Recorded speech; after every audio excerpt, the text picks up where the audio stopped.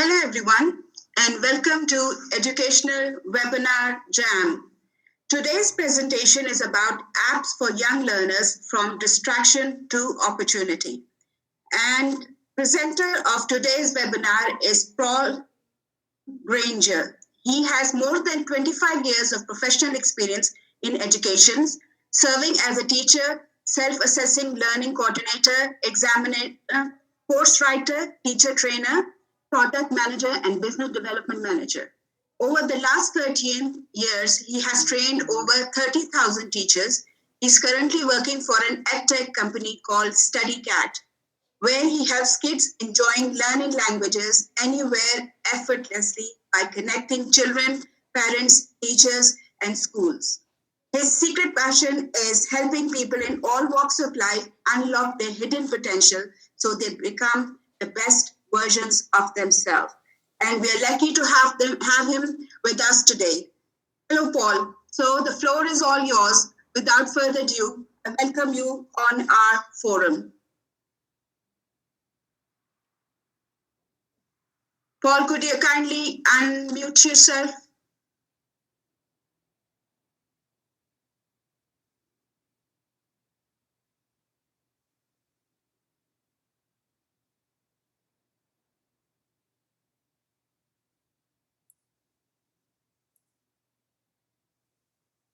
All right. Good morning, good evening, and good afternoon, everybody. Thank you so much for joining today, and thank you, Maria, for giving me this chance to share with everybody. I think having people like yourself to find speakers and organizing these global webinars is I think doing a great service to the education industry.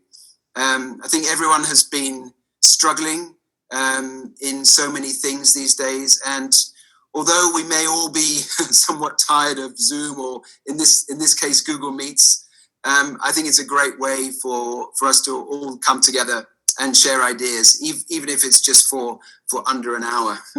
So to find out a little bit about all of you, first of all, if you can just type in the chat box what you identify yourself as. Are you either a teacher, a manager, a parent, a teacher and a parent, a manager and a parent, or F, a manager, a teacher and a parent?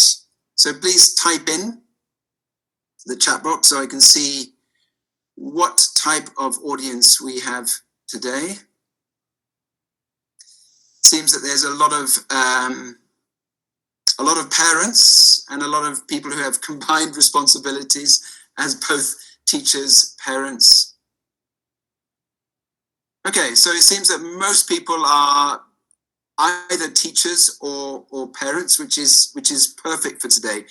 I think the important thing about today, I think, is that everything that we cover is useful for all three groups. So it's useful for teachers, it's useful for managers, but it's also, and maybe this is slightly unusual for an educational webinar, because most of the time we target people in education. But I think for this specific case, I'd like to also speak to you as a parent. Obviously, you saw I'm a parent myself, and I think so many of you are parents from this poll. So at the beginning, I'd really like to speak to you as parents. So I want to start today with the acknowledgement that I think for the first time in my 26-year career as an educator, I think we've kind of arrived at a crossroads. For over 100 years, as you can see here, our education systems have kind of been sleepwalking through time. I think while other industries like the car industry, the transportation industry, they're almost unrecognizable in the last 100 years. Education during that time, if we're very honest, it's barely shifted really at its core. I think that should read 2020. I think in 2020, we saw what 2019 was.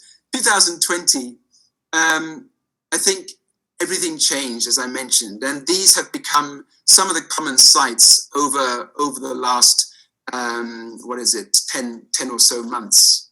So I think the closing of the schools has really exposed the sort of the inflexibility of our ancient, or in some ways current systems. So from our global survey that StudyCat released a few months ago, we found out that 71% of teachers surveyed said their school was not prepared for these closures, which is not really surprising. Our survey also revealed that 90% of teachers had to teach online during the closures, and I'm sure a lot of you had to do the same.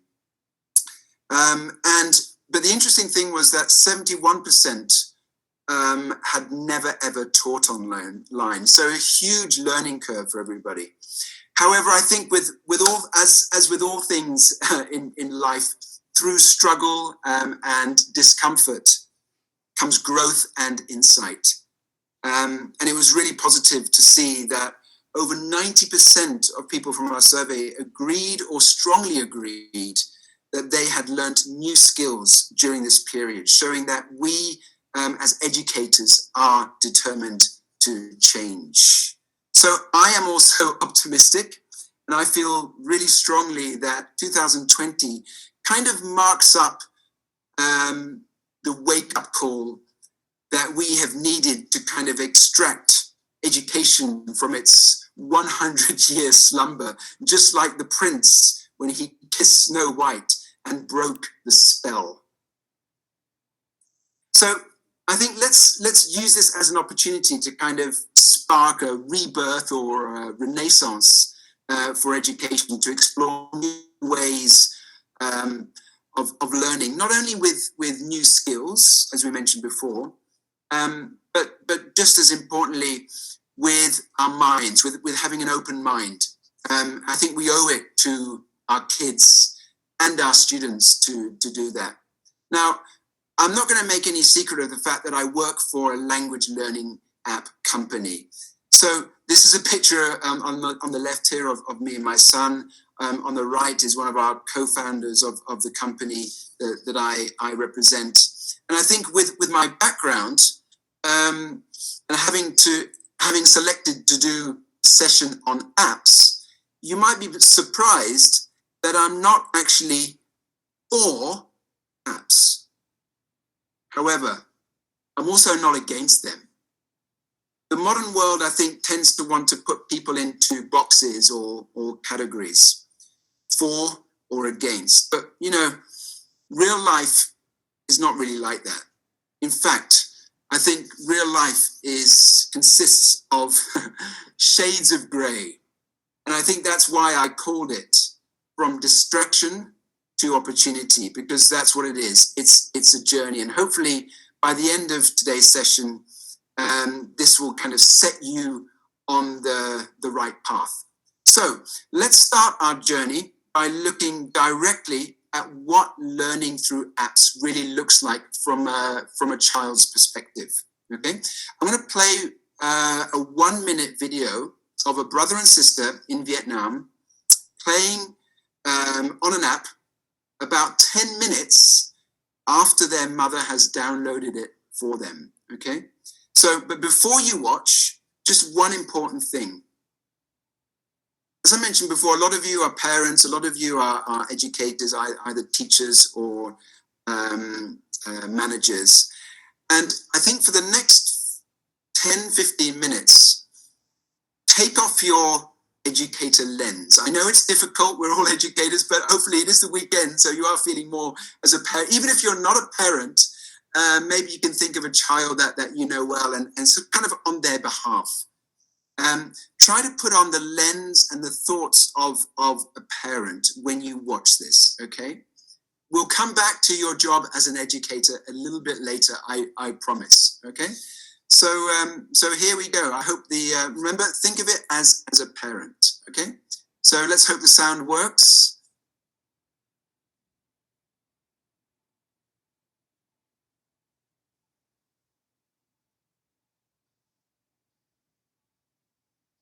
Paul, we cannot hear the sound.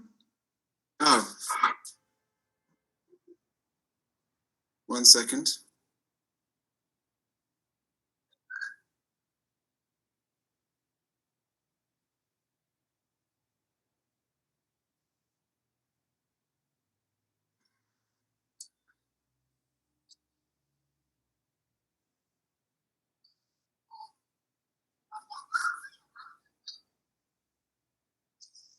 Yes, we can now.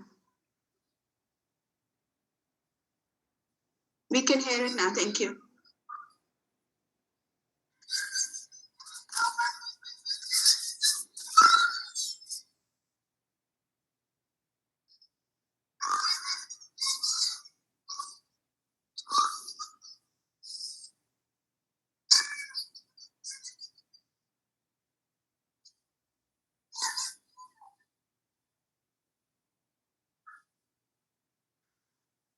All right. So that was one video. I'm just going to play one more short video just to contrast. So this was a brother and sister in Vietnam. I'm now going to play another very, very short video of a single child this time.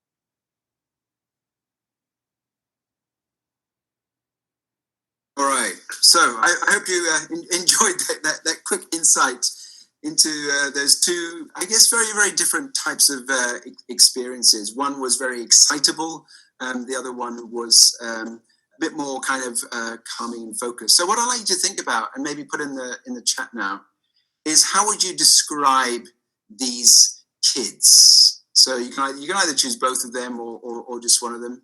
How would you describe the kids? Just put a few maybe adjectives into the chat window. And Maria, if you could just help me by just reading out some of the adjectives that people are putting in, that would really help. Sure. So I'll just say it's creative, smart. Yeah. Someone is asking, how do you do that? Enthusiastic. Yeah. That's pretty much it. Anything else? That's it. Okay, so creative. Curious, engaged. Curious. Engaged. Yes.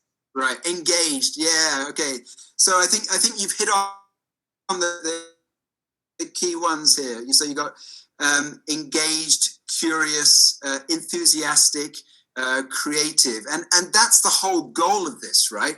We want apps to get the kids to be engaged and creative, because that's when learning is optimized, right? So just before I go on, I just want to just highlight one really important thing here. It's the importance of instant feedback. Now, typically, kids do homework maybe in their book or on a worksheet on, let's say, on a Tuesday. They give it to their teacher on a Wednesday, and then if they're lucky, they get it back on Thursday. So there's that kind of 48-hour delay. And look, in almost every other aspect of life, we learn by making a mistake, like burning our hand on the oven. We immediately feel it. We learn from that, and we're more careful in the future. And I recently heard one of my colleagues give the following quote. He said, "Learning is triggered by error signals that allow us to adjust." And I think this sums it up so well. So the beauty of any kind of app-based learning is that kids get instant feedback when they're right or wrong. They don't have to wait 48 hours. Yeah, they get the opportunity to immediately, if they made a mistake, to try it again. So I really can't stress how important this is in the learning process. And we'll revisit this point a little bit later. So the next thing I really want to get into is this idea of fun against engagement, okay? Because I think this is one of the most sort of commonly confused areas in education. And I just want to maybe share my own definition. So let's start with fun, okay? Because I think it's the easiest. I think we all know activities and games that are great fun, but where students don't necessarily learn a lot, okay? So don't get me wrong, fun is an important ingredient to learning, but fun alone does not ensure that learning will actually take place. So for me, I think the best way to describe engagement, and you can see a really nice image here, is, if you've ever seen a child play with Lego, where they seem to be kind of lost in their own world and nothing seems to be able to distract them. They're not necessarily kind of jumping up and down, but they're just super focused, super concentrated, even if it's just for a few minutes. So from a learning perspective, the higher the engagement without distractions, the higher the potential to learn. However, there's a problem. And I know all the parents are thinking about this right now. Anyone with kids will know that distractions are the biggest enemy to getting things done. Yeah. So my son, for example, is always finding an excuse or a distraction to not do his homework, or not to finish something, or not to have his bath.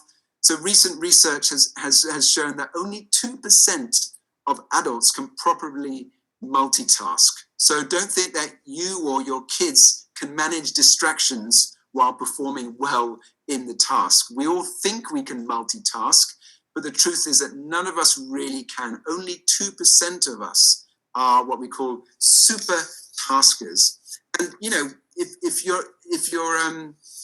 you kind of disagree with this, you can actually see evidence of this almost every day.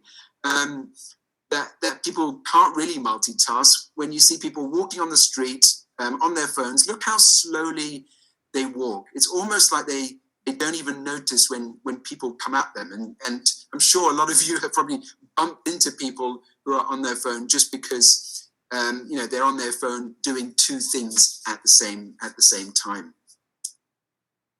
So as I said, engagement is about keeping the students on task. And for kids, if you have distractions around them, how can you keep them on task and how can you keep them focused? But it's even more than this. Research has shown that even when kids are playing with their toys, something they like doing, and the TV is on in the background, they will still get distracted from playing with their own toys. So you can imagine, kind of in today's fast-paced life with thousands of distractions, it sounds almost impossible to engage kids. But there are a number of things that can be done, and I'll be sharing these with you. So, I'd like to just put this question to you at the very beginning. Let's look at this from a learning design perspective. Just a very easy question to kind of get you thinking. Which of these is an educational app? Number one or number two? Maria, can you just help me? What are people saying? Are they saying one or two? One. Okay, that was the easy question. I hope most people agree. One. Okay, that's the easy question. So now let's get this. Let's make this a bit harder. What are some of the key differences on the number one on the educational app? Just type in some of the key differences.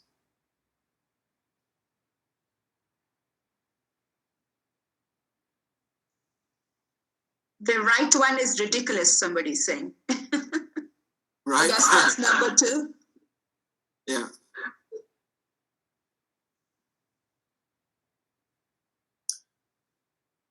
All right. So I think you've seen one of the key things here is that number one, obviously the educational app on the left side. I've given it away here, but there's two other adjectives which some of you may have put in. But the key one here is that it's simple. Okay, it's uncluttered. The one on the left is the one on the right here. It's highly active. It's very, very busy. You're getting points here on the left. Something is happening below. Then you have all of these things on the right. These look like special things that you can win. There's a whole bunch of things happening in the middle. So in modern educational apps, the number one, there is a trend to move away from kind of 3D and flat shapes and to have a lot more white space, and that keeps people focused. So the old style app design had so many things going on. It got very, very confusing. Now what we need to think about is trying to find a new way to avoid those distractions and keep learners on task. And we can't really escape talking about apps without mentioning Steve Jobs, who was arguably the person who made simplicity in both hardware and software fashionable as it remains today. So he talks about, it's been one of his mantras, focus and simplicity. So simple can be harder than complex. You have to work hard to get your thinking clean and make it simple. But it's worth it in the end, because once you get there, you can move mountains. So I think, even when we talk about Apple style simplicity, the word simple used to be sort of like a negative word. I think now it's actually become a very, very positive word in today's society. So number one, simplicity. Number two, intuitive, right? So I think apps nowadays need to be highly intuitive. What our data showed was that parents are looking for an app which they don't need to spend a lot of time learning about, and their kids don't have a lot of time to navigate. They need something which is really, really easy to understand. So I think nowadays educational apps are becoming highly intuitive. You don't need a box of instructions to work out how to use them. You can play as you go. You can make mistakes. You can work it out and effectively use it very, very quickly and very, very easily. And the third one, which I think some people put in the chat, was that the activities themselves, unlike the one you saw before, I think it's called Candy Crush, which can go on for hours and hours. I know a lot of people who spend literally hours a day playing this. Educational apps, the activities in the educational apps are very, very short. They can last from 1 minute, and you saw two examples of those in the videos. Each activity can last from 1 minute to maybe about 2 or 3 minutes. So they're deliberately designed to be nice and short. Yeah. In fact, there's a term for this. It's called micro learning. Yeah, or bite-sized learning. So focusing on a sort of short, intensive, focused learning activities and moving. The important thing here is you're moving towards clear goals. Yeah. For any of you who go to the gym, you'll recognize this as being similar to what we call short interval training, where you do these kind of short bursts of exercise like push-ups or squats. A lot of apps that we use are actually designed to become addictive, and we're often kind of reminded about this when we look. I don't know how many of you, but I certainly keep track of this sort of weekly or monthly app usage report. It kind of pops up every Sunday morning for me, and sometimes I'm really shocked and surprised to see how much time I spend a day and where I'm spending my time on. and we'll be talking about data research in a few minutes. But the key thing is, I think this is one of the reasons why many parents are so strongly against any kind of screen time for children. But as we've seen, quality educational apps are purposely designed to be used in these short bursts and are certainly not designed to be craftily addictive. And finally, before we look at some really kind of practical examples, I just want to add two more elements to app design.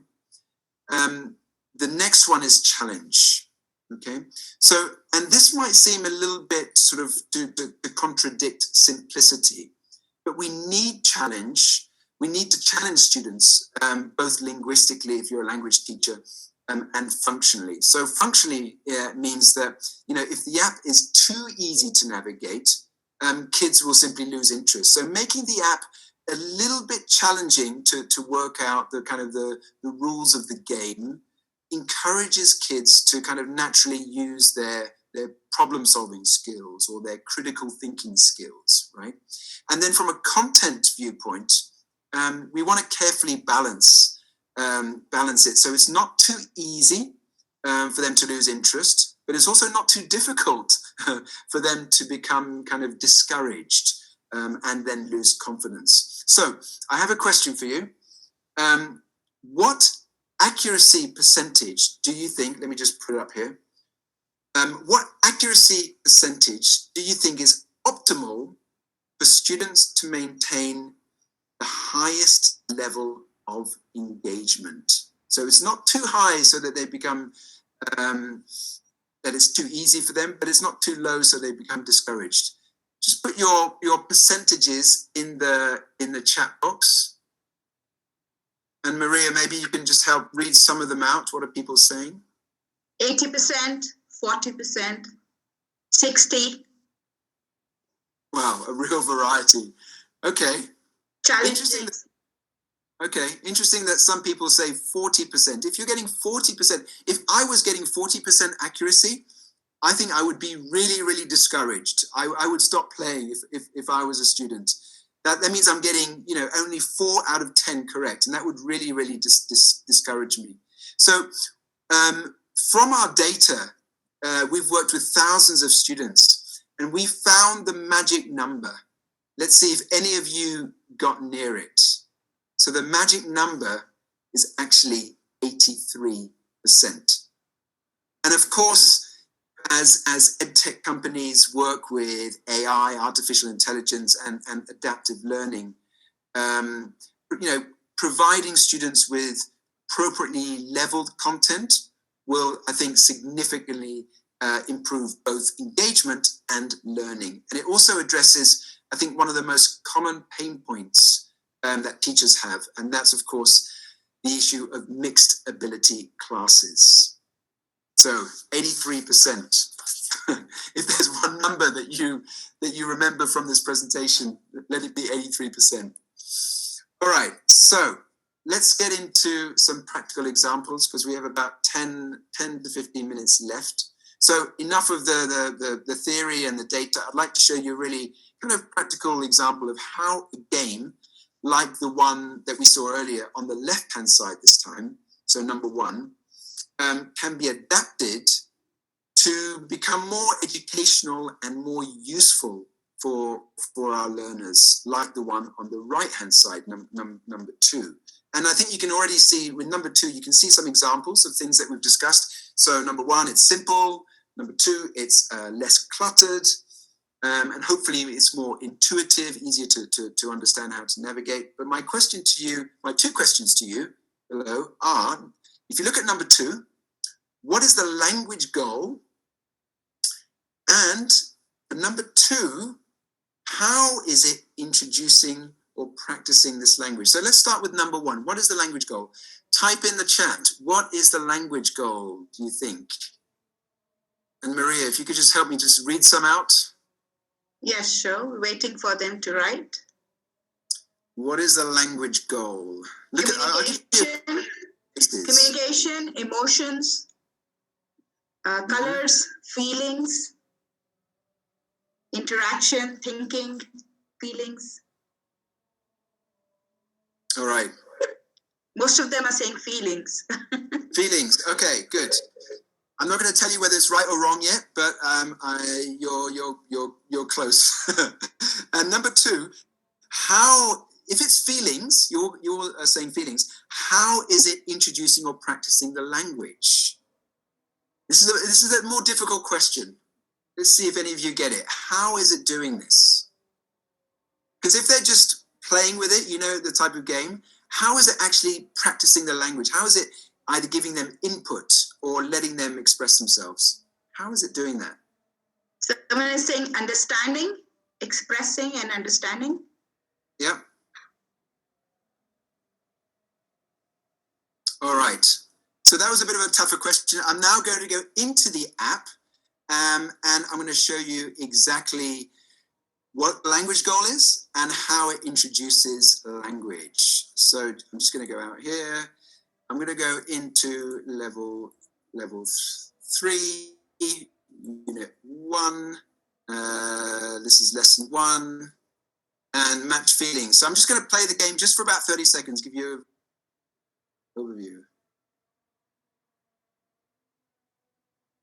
Mm-hmm.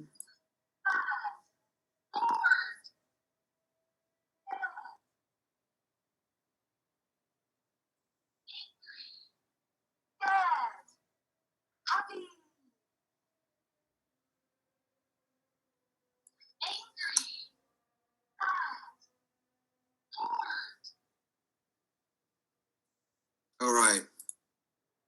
So let me just go back.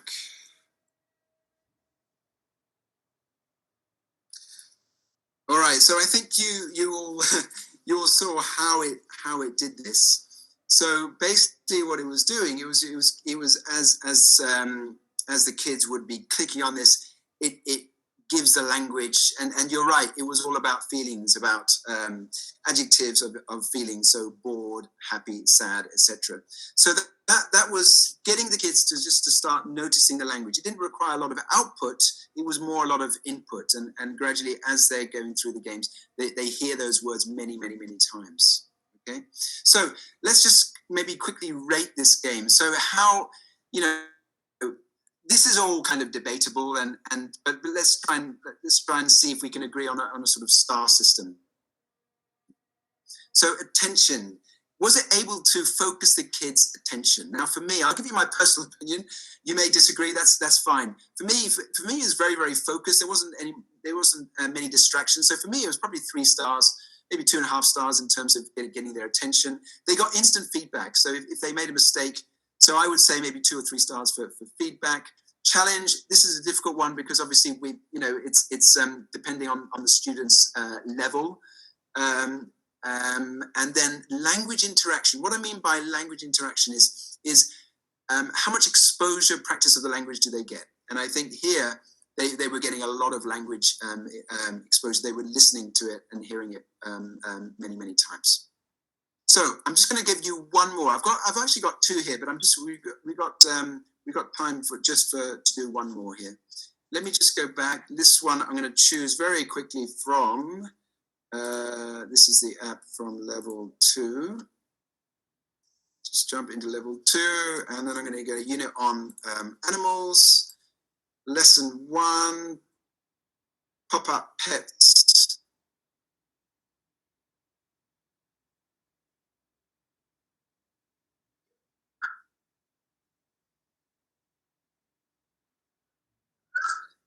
Okay, I'm going to make a mistake here. Oh, I got minus 100 points. Okay, I'm going to make another mistake here. Now I've got 0. 2 rabbits. Okay. Mouse. Okay, guys, you get the idea. Let me just go out of this. Okay. All right, guys. I'm not going to go through all of these. You can give it to your own ratings, but I hope you get the general idea. So let's move straight into home study tips, which I think you've seen the type of content now. Now I want to give you some practical sort of parenting tips. Then we'll move on for the last 5 minutes to the educator's side. So this is a picture of my son during a live online class. So in addition to the online classes, I would also allow him to use the language learning app that we've been looking at. And you know, like his Zoom classes, we did, you know, he has Zoom classes maybe twice a day. We implemented a fairly kind of strict regime where he used the app at certain points of the day. I still remember it was like 3 o'clock and 10 a.m. So every day we would give him the app, and we'd make sure he sat down on his desk, and we called it the study desk. For parents, I think you can imagine what happened.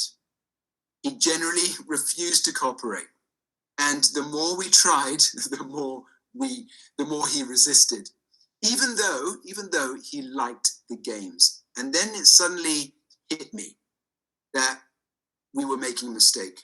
We were trying too hard to replicate the classroom at home.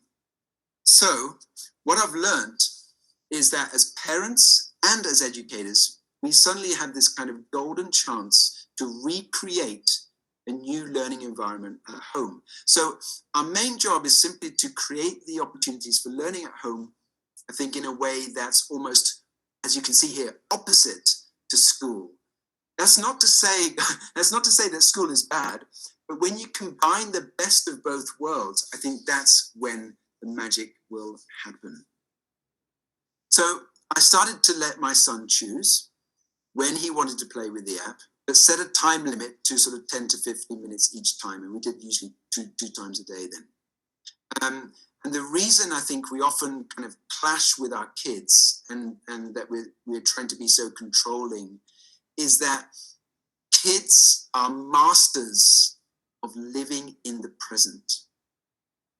And they can change their minds easily. But if we over-dictate their home schedule, it ends up being a chore, and then it's not productive. So as I said, we should be giving the kids the freedom to figure things out on their own and to build confidence. And in my view, apps are a great place to start, but they can also tie in with other activities. Yeah. So for example, if you're doing the pop the bubble game, as we saw with the Vietnamese kids, what can they do after that? Well, very simply, we just need to use our imagination. They play that for 5 minutes. What can they do? They can start to draw the bubbles. They can switch off the app, switch off the phone, put it away, and then they can do kind of more traditional activities. So no screen time. Yeah. So you're getting that kind of balance of old school and new school. So I think it means that we can really easily integrate apps into other mediums, and that apps can be done. They can be used at home, and then the colouring can be done at school, or vice versa. So I think the home model, as you can see here, it can consist of apps kind of mixed with live or recorded classes. It can be mixed with traditional activities and worksheets as well. Okay, so I promised we would, that's from the parenting side. I promised now that you would be able to use your educator hat. So are you ready to put back on your educator hat? Okay, so now, firstly, we've got about 5 minutes left. So I'd just like to very, very quickly review what I'm going to be sharing from the perspective of what I call our preferred thinking patterns, because these really strongly influence our careers. And this will be important in a minute. Just bear with me for now. So these colors each represent a set of thinking preferences. So people who are strong in particular colors tend to end up with jobs that match those preferences. For example, the A section, the blue section, you can probably imagine that the blue section, you might find a lot of people who are engineers or chemists or technicians or accountants, yeah? Fact-based. For B, for the greens, you can probably imagine that a lot of project managers, administrators would be really suitable for the green. For the red, you might imagine, it's kinesthetic, feeling-based perhaps nurses, salespeople, trainers, and then for the yellows are usually entrepreneurs, artists, designers. So where do you think teachers generally fit in? Type in A, B, C, or D. Maria, what are people typing? A, B, C, or D? Still waiting. C. Okay. Okay. C, yeah. T, A, B, mixed answers. Mixed. Okay, but that's really interesting. I was actually imagining that most people, from what I've seen, is most teachers are quite strongly in the B and the C. Maybe if there are maths teachers, they might be A.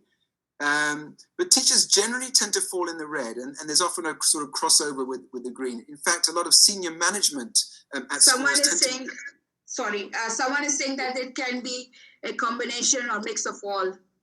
Of course, yeah.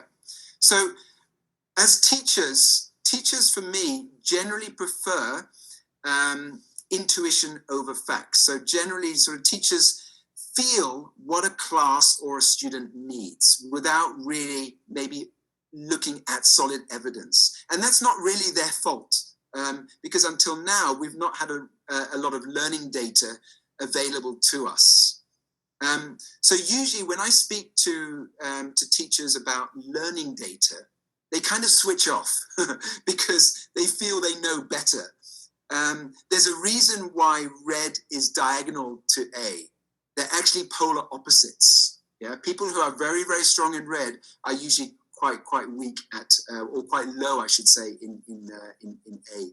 So if you are a strong red, for those of you out there, please stick with me for a few more seconds, as I truly believe that what I'll share with you now could possibly be really transformational if you keep that open mind. It was actually I was speaking to my chairman a few days ago, and he said it, and he's from the finance sector, and he summed it up really nicely. He said, intuition is good, but intuition and data is better. So, key question here is, how do you know learning is happening? Of course, we can give students or tests, we can ask them questions, but we don't really know what's going on in their heads, right? It's impossible. So what if data can help us understand what's happening in their heads and give us a much clearer picture? So the beauty of apps is that I think every interaction, every click is measured. So assessment, if you want to call it that, doesn't just happen once a week or once a month, as it typically does, but every single time or every single click that they use it for. So I'd just like to finish off with showing you a glimpse of the present and the future. So here you can see parents can not only see progress of their kids, but as you can see here, so you can see the score, the outstanding assignments, word count, how many minutes they play per day, total playtime, etc.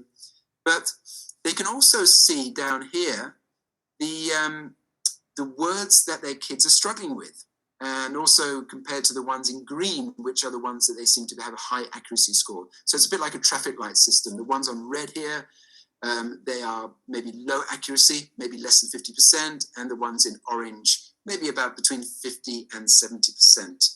So I think parents, for the first time, for the first time ever, they have this kind of front row seat to their child's learning journey. I think that's really, really exciting, both as an educator and as a parent. And I think this can really help to create a very strong connection between the parent and their child.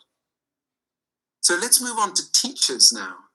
The previous one was parents. Teachers can also get really deep insights into individual language items. So you can see here on the left, this is a class average. So we can see here, this class has done really, really well. They have a high accuracy for orange and blue.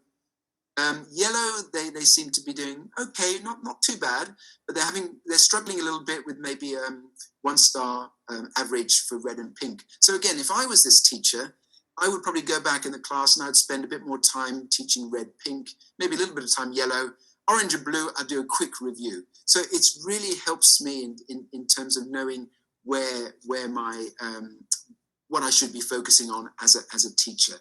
I can also print out reports, saving loads and loads of time, and dive into individual student score. And the last one, the school's data analytics. And I think for learning data on students, on teachers, classes and schools can really help discover learning trends. It can help to identify issues very, very quickly and help them to make better decisions about policy or about challenges or about perhaps new initiatives.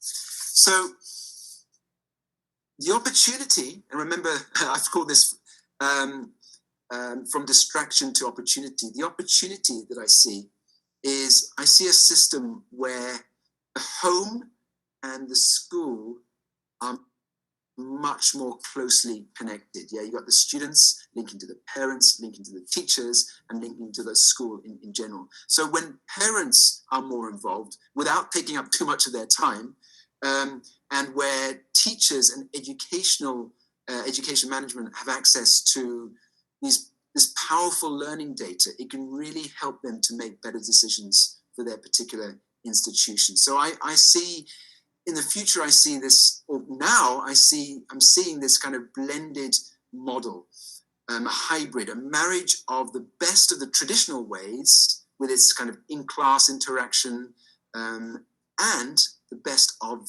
innovations, in which I think apps, I hope and I think and I hope will play a key part. And I don't think I'm alone in that opinion, because Citibank recently did a survey with 700 universities and schools in 8 of the most important educational markets around the world. And they estimated that from their research, 50% of learning just in 3 years' time will be digital. And I think apps will play a key part of that. So I will leave it to you to consider what the picture in the bottom right-hand screen will look like. We know from 1919, we've seen that, 2019, we've seen the big shift in 2020. What is 2024 going to look like? I will leave you with that picture. I know some of you may be interested in looking at some of the resources that I shared. If you're interested in finding out more, I invite you to sign up for a free trial account for StudyCat for Schools. That was what I showed you before. There are many apps out there, but I'd really like you to try out as many as you can. But this will hopefully get you started. You'll get immediate access to 500 Cambridge-aligned games and activities to really engage your students, both if you're teaching online or if you're in the classroom with a projector. You can also use it with a projector as well. Also, if you go to the website, you can find that we do monthly webinars. So if you're interested in learning more about helping your young learners with brand new, innovative ideas, please join us for those webinars, as well as, of course, for Maria's webinars that she does so well. If you have any questions after this, I think we have 4 minutes for questions. Feel free to email me. My email is there at the bottom. I'm usually very, very responsive, so if you send me an email, you should get a reply very, very quickly.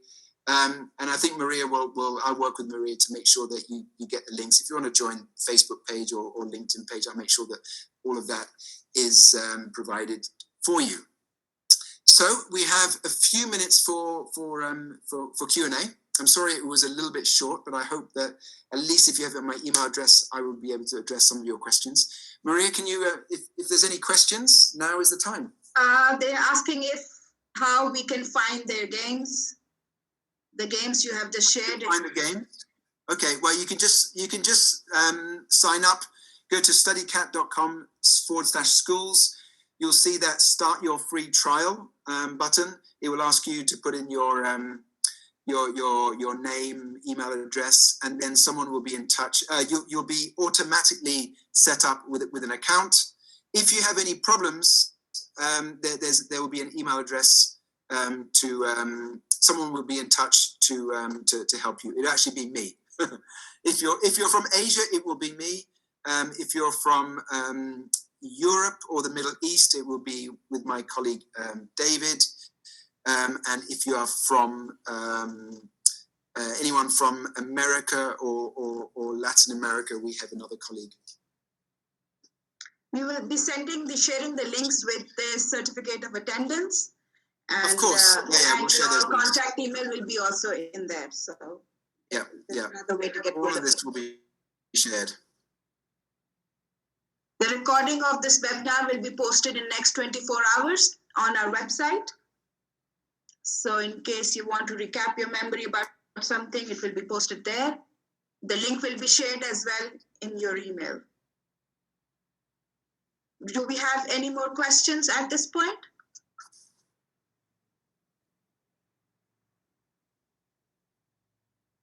We have one question, Paul. Are you planning to design any games for adults in the future? That's a good question. You know what? I mean, for StudyCat at least, I mean, we focus very much on early years, and we're beginning to focus on primary. It's such a sort of specialized niche market, as it were. We want to be, for us, we want to be the best at an early age group, primary and early years. So to be honest, we're not looking at adults. There are plenty of companies who produce apps for adults. There are actually not that many who produce quality apps for this kindergarten age, which is why it's really exciting this time. And I'm really happy to be able to share this with you. So if you need any recommendations for adult apps, you know, just email me. I can send. But you can Google these. I mean, there's so many available. Any other questions? Yes, one more, please. Any games for teaching business studies and accounting, high school? Again, this used to be my area, but I'm afraid I'm so focused on kids now that I'm a little bit out of the loop on that account, unfortunately. But it's interesting that, you know, that you mention business and you know, we always think as games just for being for kids, but you know, adults learn with games as well. They don't like to admit it, but everyone learns when they're relaxed and when they're kind of when they're enjoying themselves and when they're having fun. They're no different to kids in that way. So it's really interesting that just to get a question on, you know, having a game-based app for adults. I'm sure there is one, but good luck in finding it. Gamification is an effective strategy. Somebody is saying this was a short but very educative. Thank you so much, Ryan. I know we could go for hours with Paul, but we are running out of time. Hope to see you all again in the upcoming webinars. And thank you so much, Paul, for taking out time and presenting at our platform today at Educational Webinar Jam. We really appreciate having you with us today. Thank you, Maria. Thank you. And I hope this has been really, really useful for you, and that you have perhaps shifted your mindset a little bit to incorporating games into your classes. So thank you very much.